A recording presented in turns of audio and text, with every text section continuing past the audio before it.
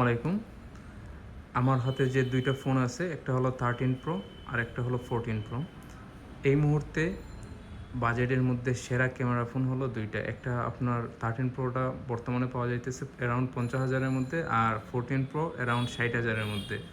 So আমরা আজকে এই দুইটার মোটামুটি 3x পোর্ট্রেট ক্যামেরা আমরা টেস্ট করব, যে কোনটার পিক ভালো আসে। টেস্ট করব উইদাউট ভিভিড ফিল্টার ছাড়া কোনটার ক্যামেরা আপনার ভালো আসে সেটাই দেখবো আমরা।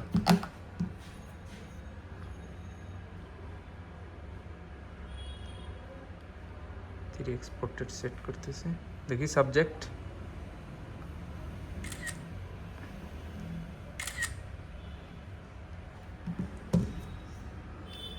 Pro